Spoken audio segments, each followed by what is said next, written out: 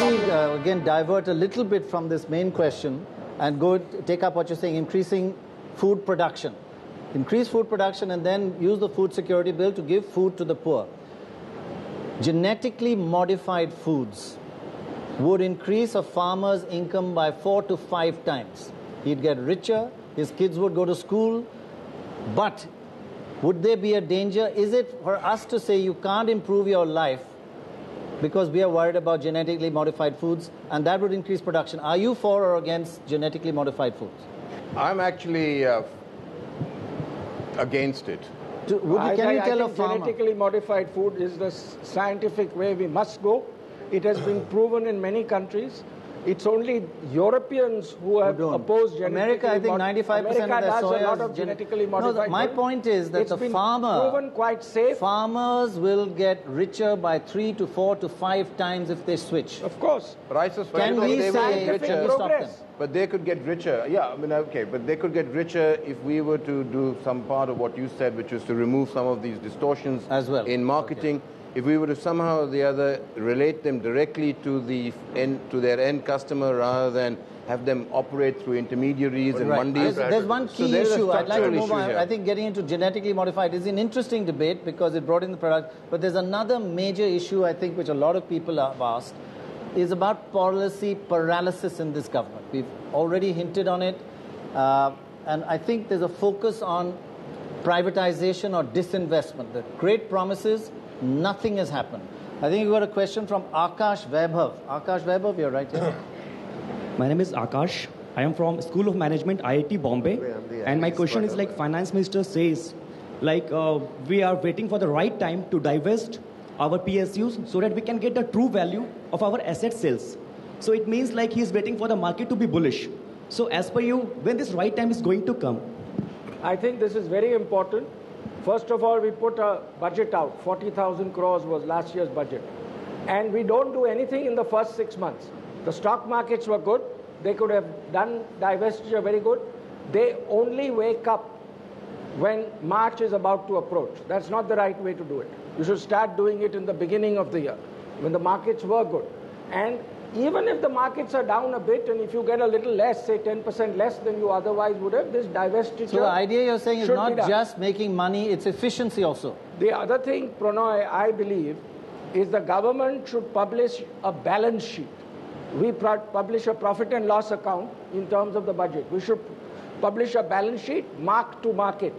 What are the real assets of the government of India, including land? Good point, actually. That if you do a little stock take, the top 17 central PSUs have 1,70,000 crore surpluses. So can you imagine the multiplier effect if those surpluses were put into investment and capital formation? One part of it. I think the second part is that there is a lot of valuable assets the government is holding, not only in real estate, but in operating businesses. I think if those operational businesses with the background of an improving economy, and last 2 months have been pretty good. You saw MCX being reported yesterday at massive, oversubscription. So government assets should do well if they're brought to the market at the right time. Okay, let me just ask. Just a contrarian view to this, slightly contrarian.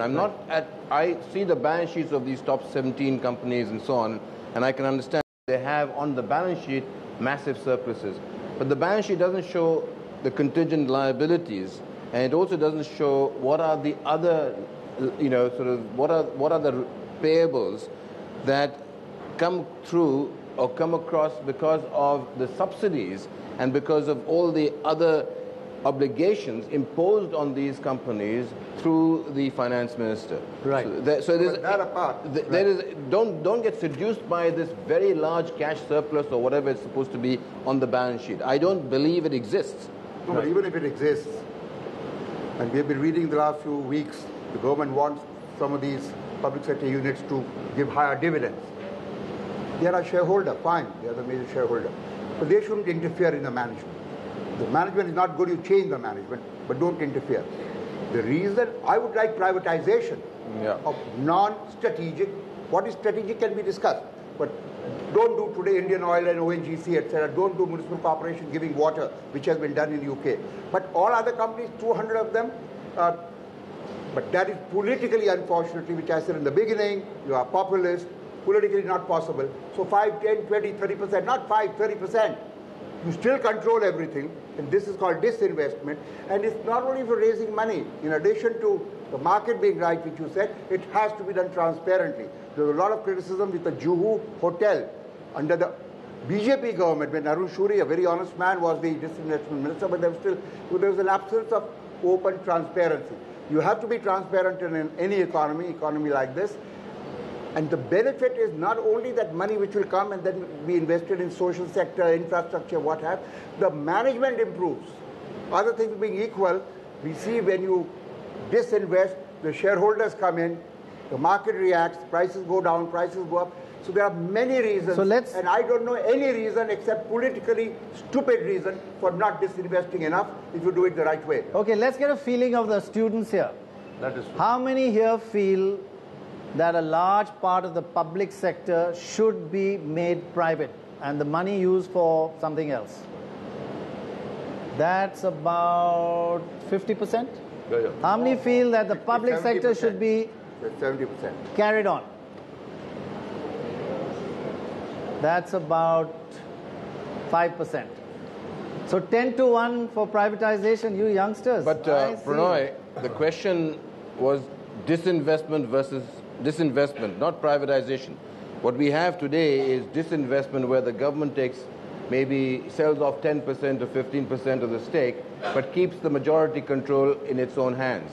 So management remains government, the administrative control over the management continues, the bureaucracy remains the entity that controls the operation. So you'd like to see a change in management. What you end up is a company that's listed on the stock exchange, but where in fact the minority shareholder, which is the public, which you and me, are completely ignored by the majority shareholder.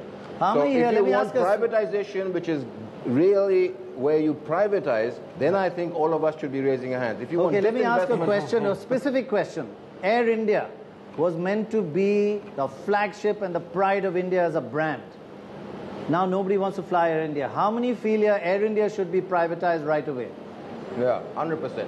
That's 100%. That's 100%. Yeah. Now, Adi, when you say there's political issues, most of India feel, that Air India is currently a disgrace to our country rather than being a brand. I don't think it's a political issue. It's a politician issue. Politician's issue, right? That's it's not a political issue.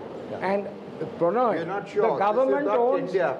He may be, unfortunately, even not only a politician. Politician has to be responsive to the voter. He may be wrong sometimes. There is a born leftist. He will never agree to this. But that's not a majority. Prannoy, the government owns tens of thousands of crores worth of shares in private companies. Even that they are not disinvesting for various... and we all agree with privatization and what Vikram said, but that's not going to happen. So till that time, we want disinvestment. And as he said, ignore the minority shareholder, I don't fully agree.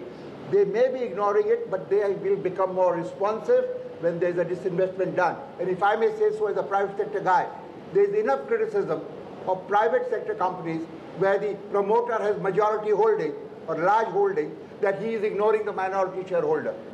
We may be hopefully slightly better as a majority shareholder in the private sector than the government. The best part, sir, if I can add to it, is Air India's real success was promoting a brand for 60 years called Maharaja. By J.R.D. Tata. The second brand that we are projecting as a country is Incredible India. So if Incredible India can still be leveraged with Maharaja, and if Maharaja can still be the invitation to bring in foreign tourists, Rana, I think there's a very strong case to rebuild Air India. Rana Kapoor, wouldn't you say Air India 60 years, first 40 years the Maharaja shined under the Tatas. The last 25 years, is the Maharaja shining? The Maharaja is right now got into a little bit of decadence, but you could always have the Maharaja having a new son and or a new daughter. Under the government management is not possible, and if I may add, he was the chairman. Not Air India, Indian Airlines, not because of me, but during my period 86 to 89, I was chairman of Indian Airlines, non-executive very chairman. Successful it always made profits, not because of me, in spite of me, but they did make profits. Very successful. If I was a politician, I would have taken credit for that. There is no way Air India, I was talking to Vyalala Ravi, the civil aviation minister, before Ajit Singh came in. And I said, first see how it becomes viable. Then give money. Because but I think the political situation is public sector. Rahul Bajaj, I think the point Vikram is making has to be cut. But Rahul Bajaj, I think the point Vikram... Strike, who cares? In my time, we were scared. India would come to a stop, even though it's the rich traveling, it's a connectivity issue. But now, with few months' notice, others will make more profit. They'll fill in their seats.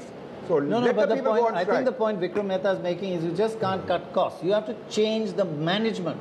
The government will always interfere. And management has been willing, but that's why we want disinvestment or privatization, because you have to reduce the number of people.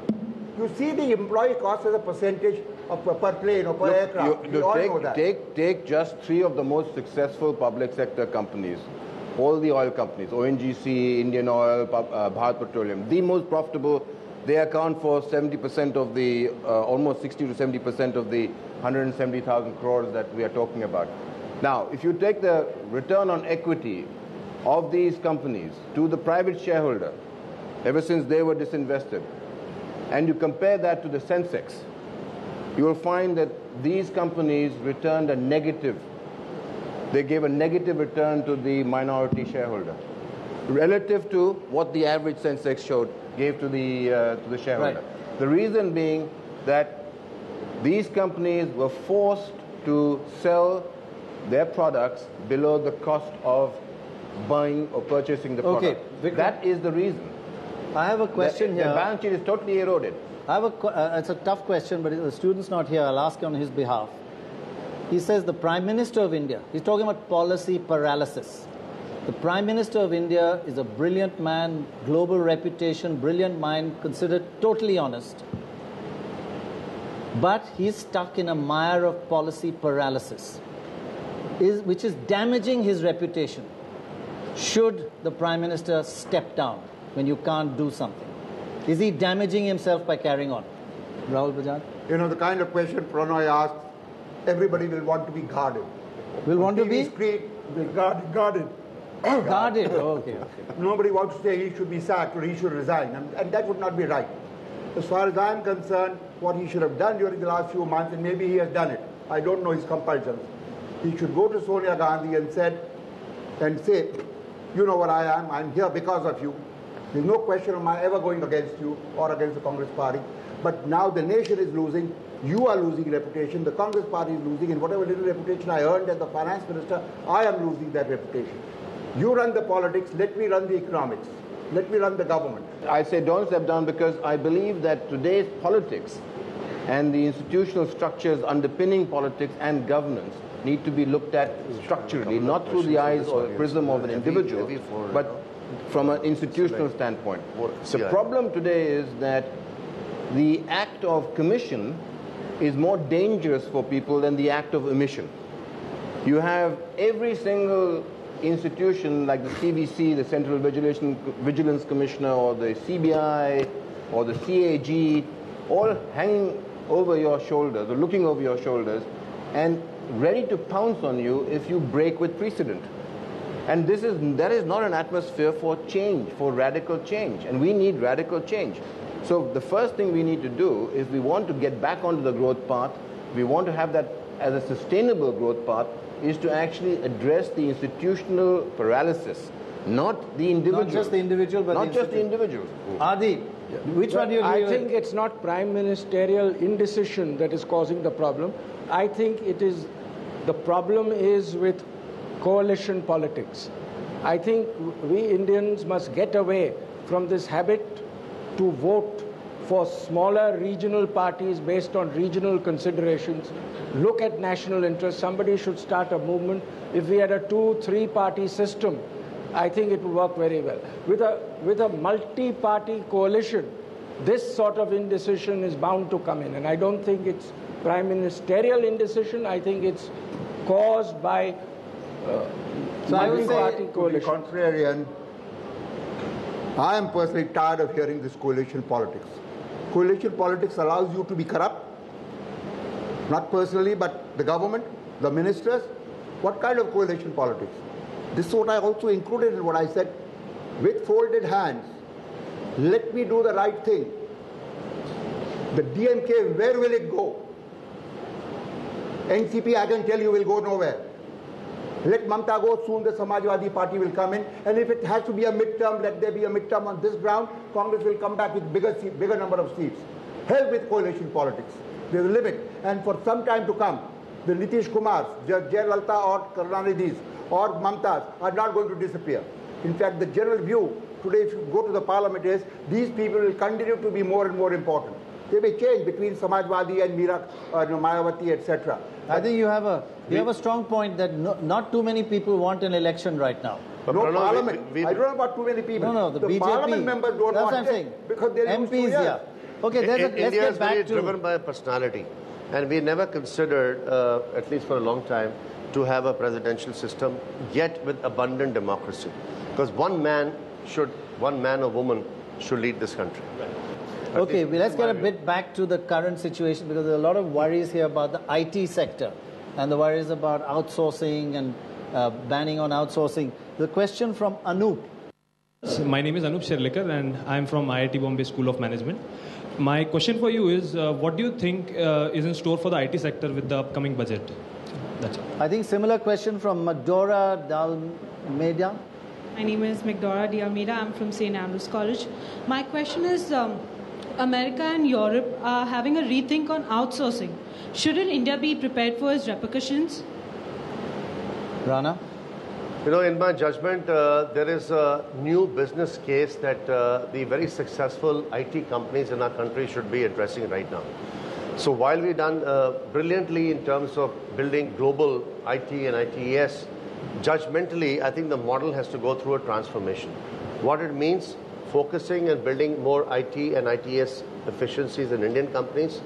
And secondly, focus on India. No, focus on India substantially, because we have to build long-term comparative cost advantages.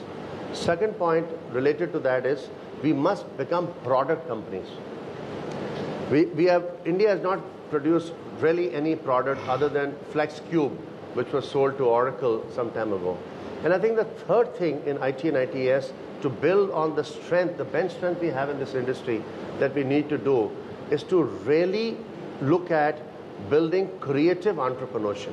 Creativity and innovation in IT entrepreneurship. We have seen it happen abundantly, and I mentioned this a little earlier, even in China, very deprived country in terms of, ability to think free, but they've done it brilliantly. Questions from the balcony. Generally, the tougher questions come from on top there. Anybody got a question? Got a full balcony. You got a question? Right. Give us your name and where you're... I'm Tanya Kaza. I'm an FIBMS student from Narsi Monji College of Commerce and Economics. My question is, when everyone takes a loan and buys a house, you either stay in it or rent it out. And there's a rather paradoxical situation where people who are buying houses and they are staying in it, they have the interest paid can be deducted from the income up to a limit of 1.5 lakhs. And this has been a static figure for the last 10 years. On the other hand, people who are renting out their houses, they can deduct all the interest paid from their income up for a maximum of 2 houses. So isn't this promoting more and more people to own a second and a third house and fewer people to own just one house? How many of you feel you will be buying a house in the next 5 years? That's about 40%. How many people feel in the next 10 years you'll be buying a house? That's more or less 100%. There's your customer. Another question, very articulately put. Thank you. No, it's a very good question. That there's a little bit of an aberration that when you own your own home versus the deductions you get on interest when you rent. The fact of the matter is that this is an anomaly in Indian taxation. The fact of the matter is that you have to look at low-cost, affordable housing. That anything below 35 lakhs of housing loans is getting subvention benefits. And I think that's the market. Beyond that, it's a luxury or a premium market. So the income tax laws today are, creating a differentiation between lower affordable, homes and between rich homes. Okay. And I think this is an issue that is being addressed, hopefully, in this budget.